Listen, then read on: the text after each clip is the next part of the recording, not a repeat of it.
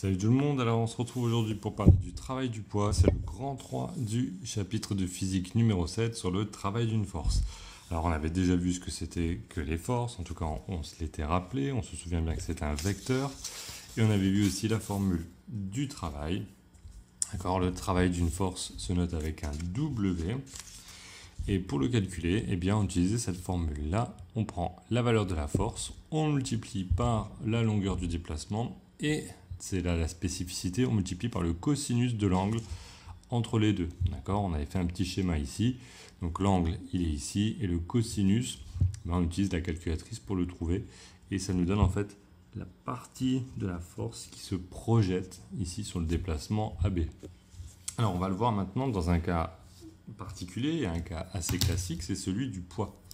Alors le poids, on s'était dit que c'est une force qui était tout le temps présente dans nos études, en tout cas tout le temps présente dès qu'on fait des exercices sur Terre. Donc forcément, il sera présent dans chaque cas. Donc le poids traduit la force de gravitation que la Terre exerce sur le corps considéré.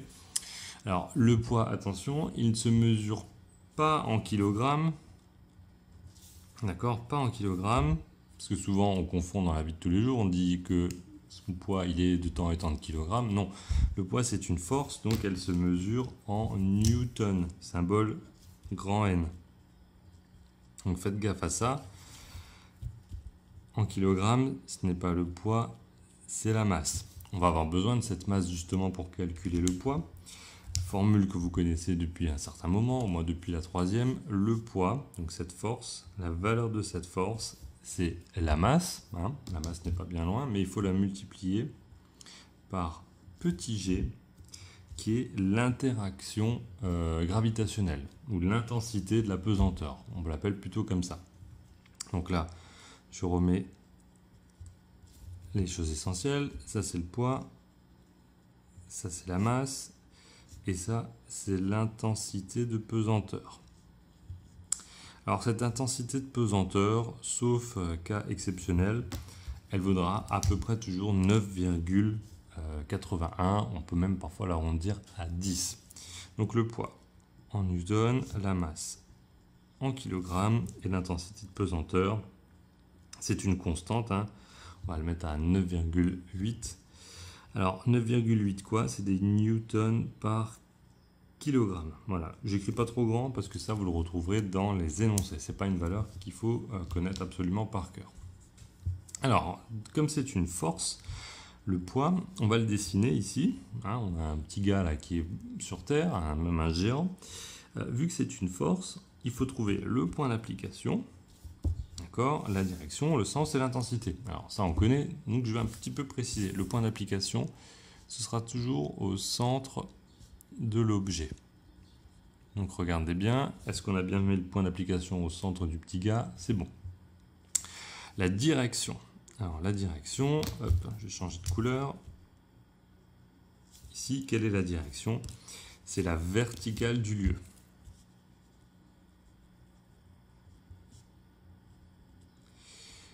Autrement dit, ça va jusqu'au centre de la Terre. D'accord? Quel est le sens?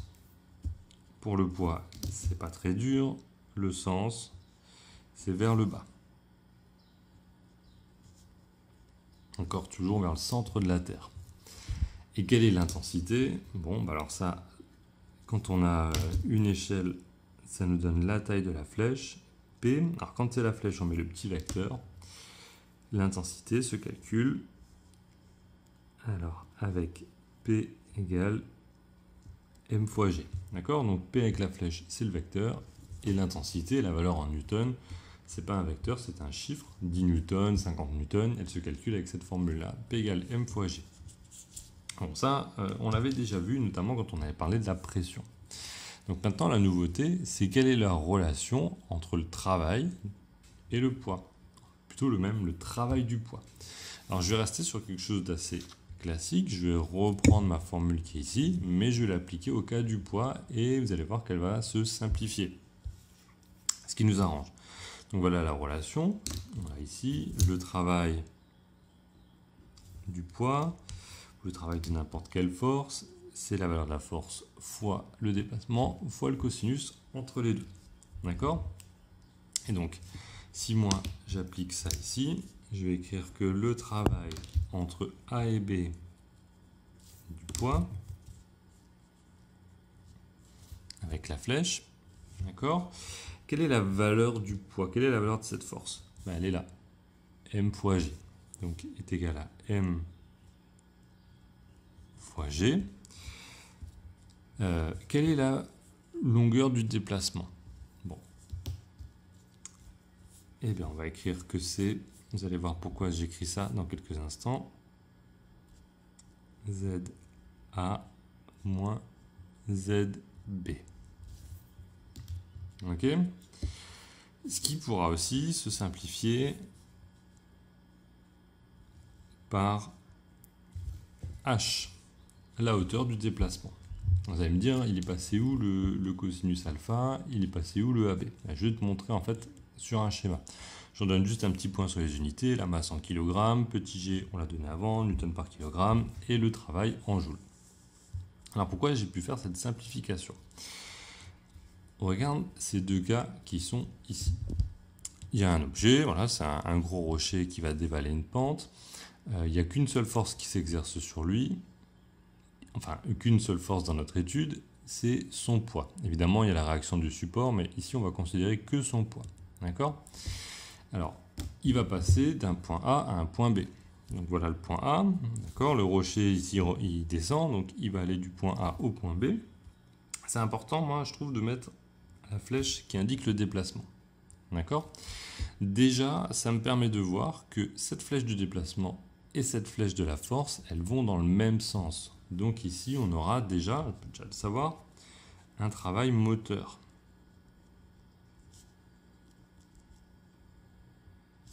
Travail moteur, car la flèche de P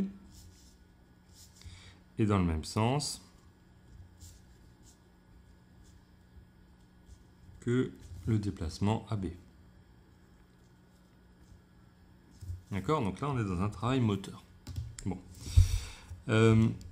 Si on regarde bien et que j'applique ma relation ici, tu vas avoir la simplification qui va apparaître. Je le fais qu'une seule fois et après, on pourra garder que cette formule-là en tête. Le travail entre A et B, d'accord, serait égal à la valeur de la force, donc M fois G, fois AB, fois cosinus de l'angle entre les deux.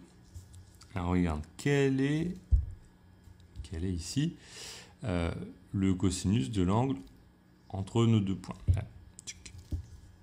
Tu vois bien, c'est aligné, donc en fait, pour aller de là à là, j'ai même pas besoin de m'incliner, il y a un angle de 0. Et un angle de 0 degré, eh bien ça nous permet de simplifier. Alors, attention à un truc quand même, si j'avais considéré que je partais d'ici pour aller là, ce qui est vrai, parce qu'en fait tout le chemin c'est ça là, d'accord? Comme je ne prends que le cosinus de l'angle, tu vois là c'est un trajet qui est très très compliqué, et bien en fait je fais la projection de tout ça, c'est-à-dire que je prends ce déplacement et je le projette sur le même alignement que P, c'est-à-dire ici une verticale, je retrouve bien cette distance AB. D'accord? Donc ça va se simplifier. Ici ce sera égal à mg fois donc la hauteur ZA moins ZB. D'accord? Alors est-ce que c'est positif ou est-ce que c'est négatif? Ça c'est une bonne question. Ici le point A il est au-dessus du point B. D'accord, donc en fait, si tu veux ZA, il vaut 12, et ça vaudrait 5, par exemple. Donc 12 moins 5, c'est positif. ZA moins ZB, il est supérieur à 0. Donc le travail est supérieur à 0. Okay, puisque M et G, eux, sont toujours positifs. Donc je retrouve bien sur le cas d'un travail qui est moteur. Donc voilà la simplification, c'est que je pourrais utiliser directement cette petite formule-là. Je pourrais parfois simplifier ZA moins ZB en mettant H, simplement la différence de hauteur entre les deux. Mais là, il faudra bien que je ruse et que je regarde bien si ça va dans le même sens. D'accord? Si le déplacement est dans le même sens que P, ce sera un travail positif. Si le déplacement est dans un autre sens par rapport à P, donc là ce sera négatif. On aura l'occasion d'en reparler dans l'application si tu n'as pas tout compris ce que je viens de dire. Alors de simplification, le travail du poids ne dépend finalement que de la variation de hauteur.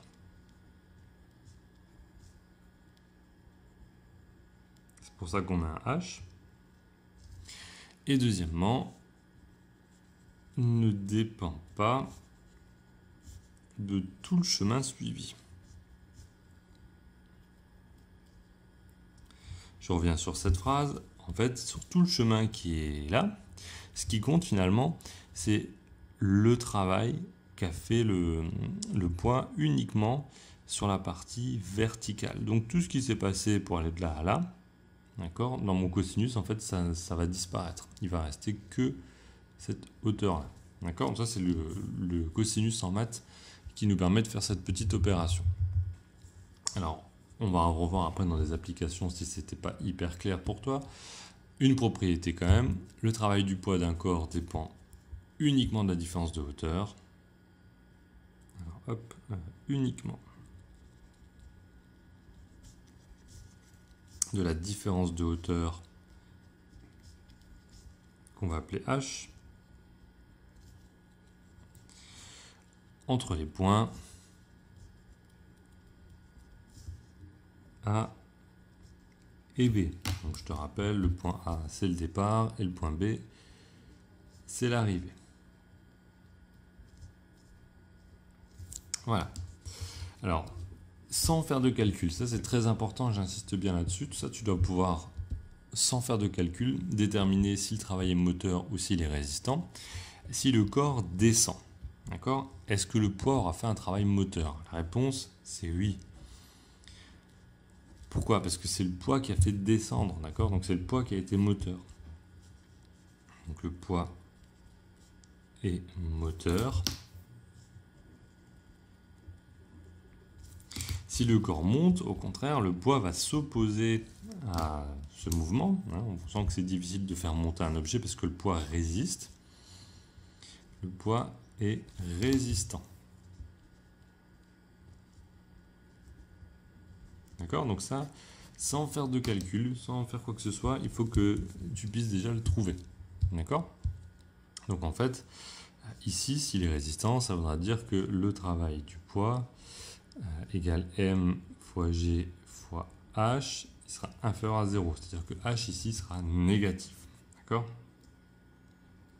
Voilà. Donc on va le revoir dans les applications qui vont suivre. Voilà, j'espère que c'est bon. Sinon, n'hésite pas à poser des questions.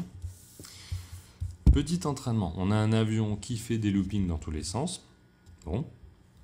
Et en fait, finalement, on s'intéresse, nous, juste au travail du poids. Donc encore une fois, le travail du poids, on est content quand cette question arrive parce que c'est une force qui se simplifie très bien. Et on va préciser si le travail est moteur ou s'il est résistant. C'est tout, d'accord?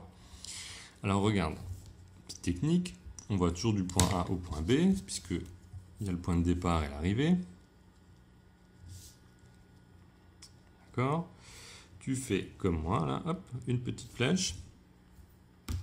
D'accord? Et puis ici, tu viens placer le poids de l'avion. Bon, alors qu'est-ce que tu constates? Flèche dans le même sens ou pas? Oui, flèche dans le même sens. Donc le travail ici, il va être égal à, je ne sais même pas si je suis obligé de l'écrire, mais bon, on va le mettre quand même, mg fois za moins zb, d'accord? Et on aura quelque chose qui sera moteur. Alors comment j'ai fait pour aller si vite? Premièrement, déjà, pour savoir si c'est moteur, j'ai regardé si les deux flèches allaient dans le même sens. Le poids va dans le même sens que le mouvement, il est moteur. Deuxièmement, après, si je veux être un petit peu plus pointilleux, j'applique ma formule et je regarde, est-ce que le point A moins le point B, ça me donne quelque chose de positif? Bah oui, A étant au-dessus, B étant en dessous, c'est positif. D'accord? Tu peux essayer de le faire pour les trois suivants. D'accord? Donc si tu veux essayer de faire, tu fais. Sinon, tu reprends la lecture. Alors le B, il est hyper sympa. Parce que si tu regardes bien, tu appliques ta formule, mg fois za ZA moins ZB. Et ça va donner quoi? Eh ben, regarde, ZA moins ZB, ils sont exactement à la même hauteur. Donc là, ton déplacement, d'accord, quelle est la différence de hauteur entre les deux? Nul, 0.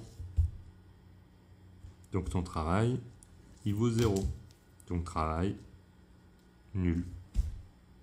On pouvait le voir puisque le poids est vertical et on a un déplacement qui est horizontal. À quoi sert le poids sur ce déplacement? À rien, si j'ose dire. D'accord? C'est pas lui qui va emmener l'avion de point A vers le point B sur cette horizontale. Donc travail nul. Encore une fois, ça pouvait se vérifier car l'angle entre les deux, le cosinus alpha entre P et AB, bah si tu prends P c'est comme ça, AB c'est comme ça, donc ça va te faire un angle de 90 degrés. Et cosinus de 90 degrés égale 0. Oula, je te fais n'importe quoi. Cosinus 90 degrés égale 0. Voilà. Donc il y a plusieurs façons d'arriver à ça. Évidemment, la plus simple, c'est de regarder juste comment sont les flèches l'une par rapport à l'autre. Alors, nouveau looping. Notre avion, cette fois-ci, part de là. Le point A est ici. Et il arrive là. D'accord, donc on regarde. Le déplacement, on a une flèche vers le haut. On a le poids qui, lui, va vers le bas. Alors, moteur, résistant, nul. Et vite à trouver, c'est résistant puisque les deux flèches vont dans des sens différents. D'accord? Si tu devais justifier, ben, ça fait toujours mg tac fois za moins zb. Mais là, tu vois que le point A étant plus petit que le point B, ben ça va donner un truc négatif. D'accord? Voilà. Donc là, ça donne un truc négatif aussi. Dernier cas, du point A au point B, hop, on va comme ça. L'avion, son poids, il est ici. Et tu te retrouves dans le même cas que le premier. Tu es dans un travail qui est moteur, donc qui est positif. Et si on devait le calculer, ben encore une fois, on ferait M fois G fois ZA moins ZB. Et le point A étant au-dessus du point B, c'est supérieur à 0. Donc, le tout est supérieur à 0. C'est bien moteur. Ok, donc plutôt sympa ce travail du poids. Il est un peu rapide, il y a beaucoup de simplification. Voilà, on est déjà au bout de ce chapitre. On va redonner les mots-clés, ou plutôt les formules clés qu'on a vues ensemble. Alors forcément, on va parler du travail. D'accord, mais avant de revenir sur le travail, on va reparler de ce qu'il faut pour faire un travail, c'est-à-dire les forces. 4 choses pour une force. Il faut un point d'application. Il faut une direction, un sens et une intensité. D'accord? Pour une force, c'est une intensité en newton. Pour le travail qui se note W, il a lieu entre un déplacement AB. D'accord? Déplacement, bon voilà, j'ai un peu abrégé. Hop. Comment on le calcule? Eh bien, il nous faut la force fois le déplacement fois le cosinus de l'angle entre les deux. Donc si j'écris ça, il faut aussi faire un petit schéma, sinon ça ne marche pas. Enfin, en tout cas, on ne sait pas d'où vient le cosinus alpha. Donc voilà, le petit principe, on a une force. Alors, on va prendre un objet, je sais pas, n'importe lequel, un petit rond qu'on va pousser. D'accord? Donc si on le pousse, on va le pousser, je sais pas, on va se mettre là pour le pousser. Hop, donc là, on a une force. On aura un déplacement AB. J'aurais dû prendre une autre couleur, tant pis. On va le déplacer de là au point là. Donc notre objet, il va avancer dans ce sens-là. L'angle alpha, eh bien, on va le trouver comme ça.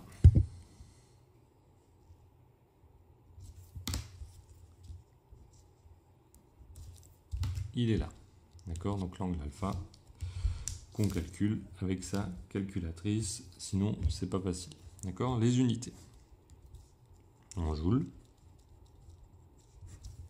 la force en newton, le déplacement en mètres, et puis l'angle, l'angle en général il est en degrés. Hein. Donc vérifie que ta calculatrice est bien en degrés. Voilà. Dernière petite chose, quand cette force c'est le poids, du poids P, et bien le travail peut se simplifier. Ça va donner travail du poids entre les points A et B égale M fois G fois la hauteur de A moins la hauteur de B. Et voilà. Ok? Voilà, je donne juste les unités. Kilogrammes. Ici, 9,81 newtons par kilogramme. La différence de hauteur, toujours en mètres. Et le travail, toujours en joules. Ok? Voilà, je pense qu'on a fait le tour sur cette partie-là. Donc, si tu as des questions, n'hésite pas. Et sinon, bon courage pour les exercices. Allez, à plus.